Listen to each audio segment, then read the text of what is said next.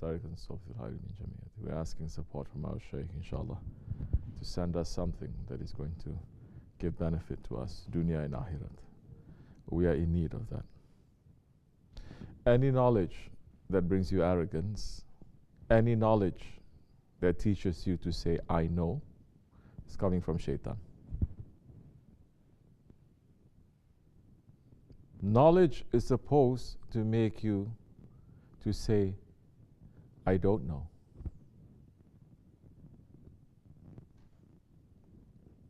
Knowledge, if it leads you to arrogance, it is not knowledge. It's coming from shaitan. Because the knowledge must make a man to be humble. For a believer, unbeliever, they may think they discover the world looking at themselves. Just looking at their surrounding, they say this is the center of the world. Looking at themselves, they say, I am the center of the universe. That's what every tyrant is saying. That's what every Firaun is saying. Looking at only himself and say, I am the center, I am the most important.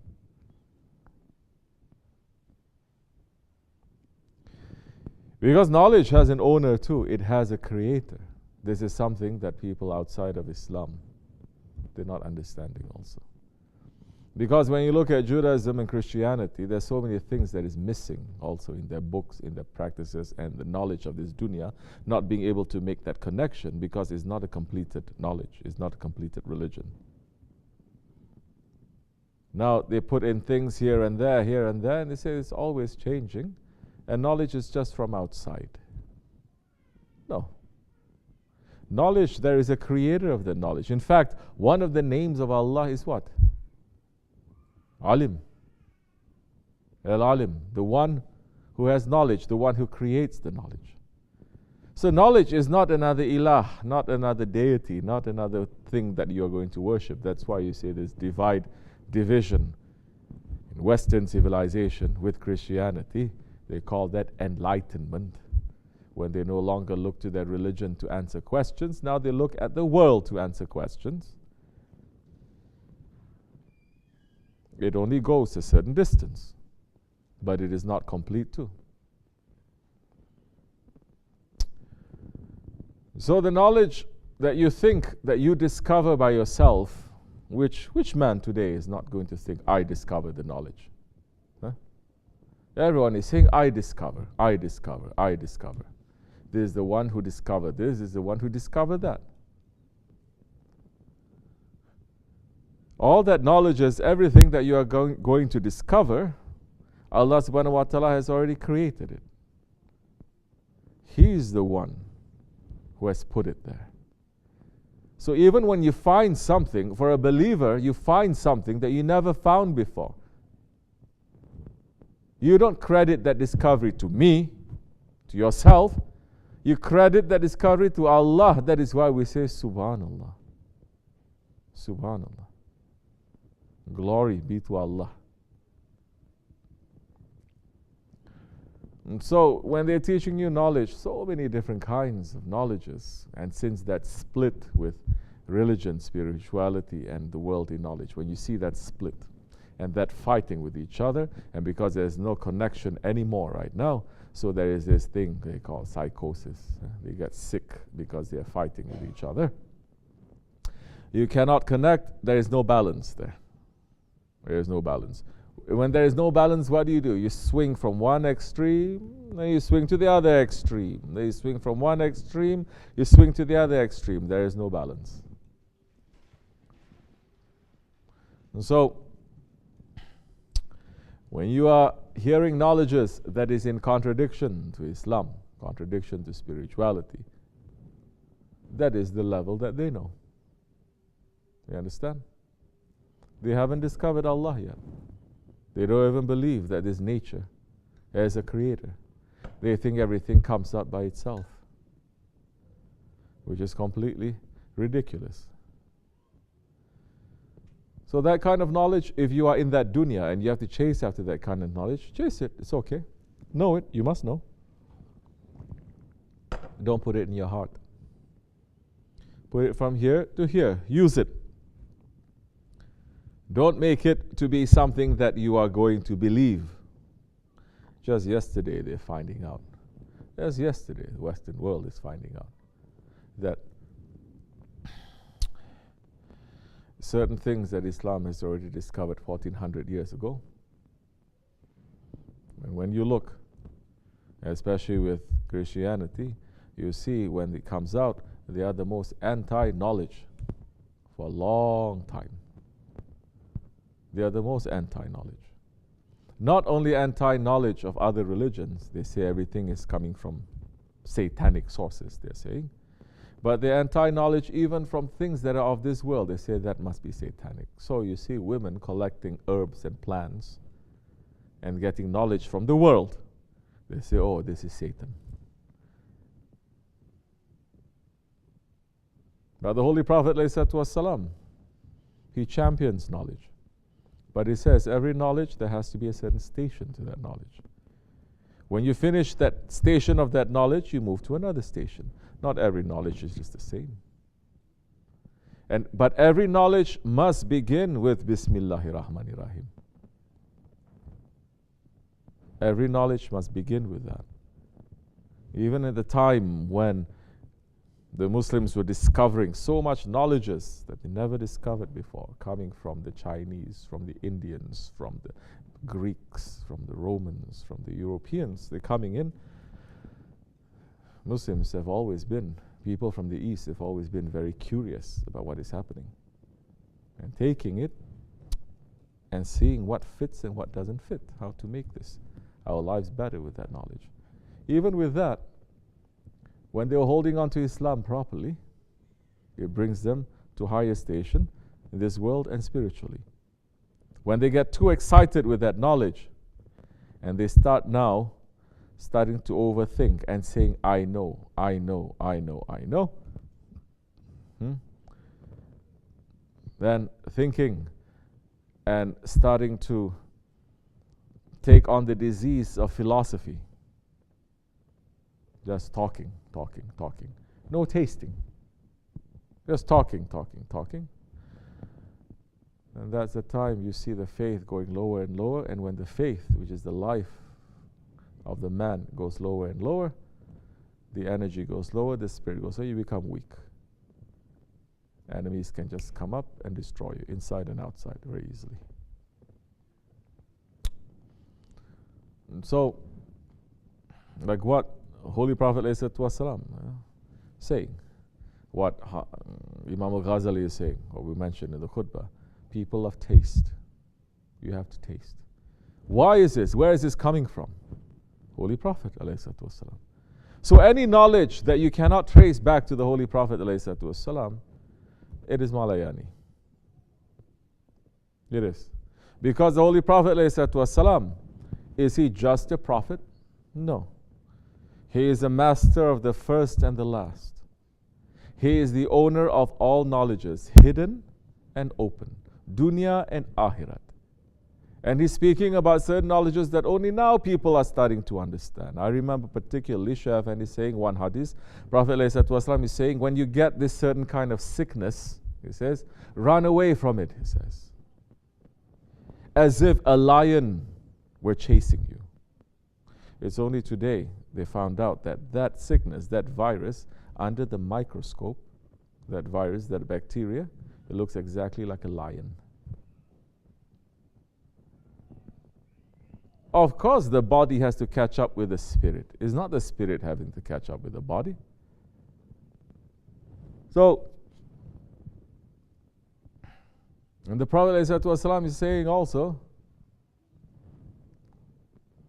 knowledge, it is a lost treasure for a believer. But the whole point is for it to support your belief, not for your belief to go. Not for your belief to get weak. And don't worry, we don't have a relationship with knowledge as Christianity does, that we deny it. We take it, we find it, we understand the glory of Allah in that knowledge. It's only because of the fall of the Khilafat that there's so much confusion, and they support the Muslims who are the most ignorant and violent, the most heretical, And they say this is the fantasy Islam we've been fantasizing for 1400 years. This has become true. This is the real Islam. People are believing in it. Now Muslims are believing in it. Every sunnah of the Prophet ﷺ, it contains endless knowledge. Endless.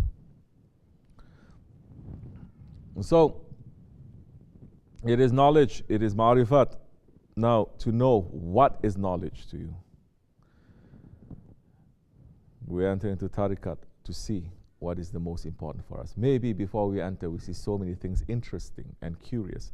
Just because it's interesting, just because you're curious about it, doesn't mean that it is beneficial for you.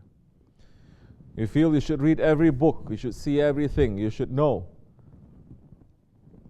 You know, then what? What are you looking for? If you're still looking for this dunya, you lose. You lose. You can read every book, but if it is not pointing to the Lord of the heavens and what He wants from it, all those books, they are misleading you. They are misleading you. Oh, but you know about yourself. Yes, but are they teaching you about yourself and your Creator? No, it's misleading you. Meaning it is still knowledge, but it reaches only to a certain level. You can take it up to that level, don't take it beyond that level. If you take it beyond that level, you may lose your faith. The knowledges that the early Arabs they took, they don't just take it and swallow it just like that. They filter it. They filter it. They take only the best. And they made all that ancient knowledges also to become better. That Europe then took from that and it gave birth to their Renaissance. It gave birth to their new civilization, brought them out from the Dark Ages. What was the Dark Ages? What was happening in the Dark Ages, they're saying? The church was ruling in the Dark Ages. That's all. It became very dark because the church was ruling. It was filled with superstitions. So, when did it become Renaissance? It became Renaissance. Where did it spark from? Italy? Italy is taking from everywhere also. Thieves. Yeah. Renaissance came from what? Renaissance came from the Muslims. When Spain fell, Andalusia, and the Christians with that kind of fanaticism that the Muslims today they have, certain Muslims, they say everything is satanic, everything is shaitanic, we must kill and destroy everything. They came and they destroyed 800 years of Islamic civilization. 800 years. We cannot even imagine it.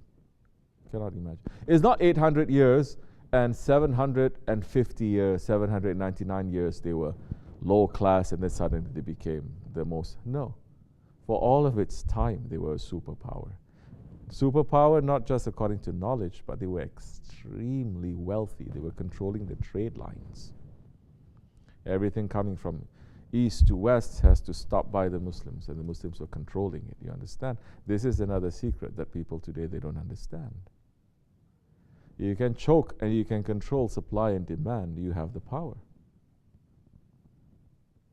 When the Muslims were making that supply and demand, we had the power. When it was taken away from our hands, then what are we going to do?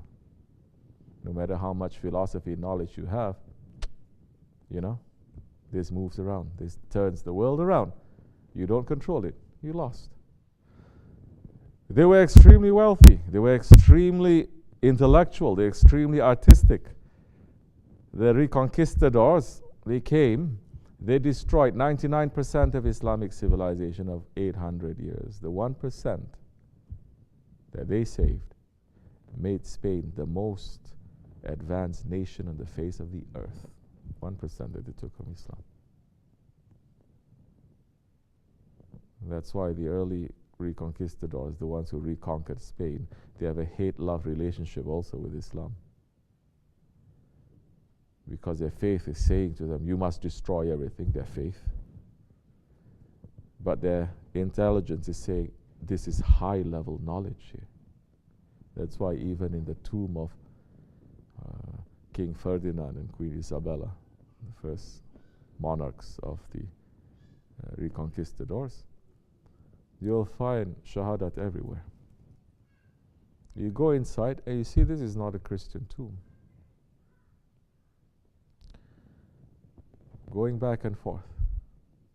Well, that 1% made them the most advanced. And from that 1% spread to the rest of the Europe. So, and some, it is reported, it took some from the palace, some jariyas and stuff, they bring to France. That made France to be the most artistic nation. Open there. Yeah? Because the jariyas, they are the most advanced, the most sophisticated. Yeah. So, knowledge. All this kind of knowledge, if it doesn't make you to discover your Allah and to discover yourself, it is going to fail. 800 years, it is going to fail. Because you're using it only for your ego. You're using it only for the dunya. They were using it for the dunya. Muslims were fighting against each other. They were rebelling against the Khilafat, that is in, I believe at that time in Egypt. They were declaring themselves the Khalifah. The year that Sultan that he made, I think it's, they call it Medina. Medina simply means city. And he made his capital. It was the way that the West describe it. They said this is a magical thing. They've never seen it anywhere before. In the palaces, they used to have small, like streams filled with mercury, light hitting. Everything was made to be like what? Like paradise. You understand? Like paradise, just like paradise, just for pleasure. When it becomes that, when you cannot balance, then it will fall. Because the ego takes over, and the ego is always going to fight. So you have Muslims against Muslims, Muslims hiring Christians to fight against each other. That's why the Ottomans, they made it a very clear understanding. Don't make anything perfectly. Even the calligraphy, which are called letters of perfection, the way they frame it, something is crooked. Obviously, you can see something is broken. Not because they cannot make it perfectly, because they understood perfection is only for Allah. They are not being proud. They're saying Allah is still there. They're not being proud. That the sultans, they come out, and there is a crier to say, everyone is saying, long live the sultan. Sultan is the great one. Praising the sultan, and there's a man who's walking backwards saying, Ya Sultan, don't forget Allah is higher than you. Allah is higher than you. Allah is higher than you. Understanding. Then that time, there is that balance. Because man, when there is no balance, he starts thinking that he is Lord. No other creature will think he is Lord. No other creature. No angel will think he is Lord. No jinn is going to think he is Lord. No animal is going to think he is Lord. No mineral is going to think he is Lord. Only mankind. Allah has given us that ego to think it is the only one. So la ilaha illallah, it is a fight against your idea of your existence, of your specialness, of your divinity. You understand? People have wrong idea. They're coming into Sufism, into Tariqat, into Tasawwuf to understand that they're divine. La hawla wa la quwwata illa billah. They say, oh, the divine is in me, and I am in the divine. No, it is to understand that you are nothing. You haven't come to that station yet, you don't know nothing. So, the knowledge, it must begin with Bismillahir Rahmanir Rahim. Everything must end also. Sadaqallahul Azim. Words of Allah, it comes true. So taste that knowledge. The best knowledge is the knowledge that you experience. May Allah save us from knowledge that doesn't benefit us, it doesn't stick to our heart, that we can just use, that our heart will not be busy with that, but our heart is going to be busy with the knowledge of Allah, inshallah. Fatiha. Ameen. Assalamu alaikum wa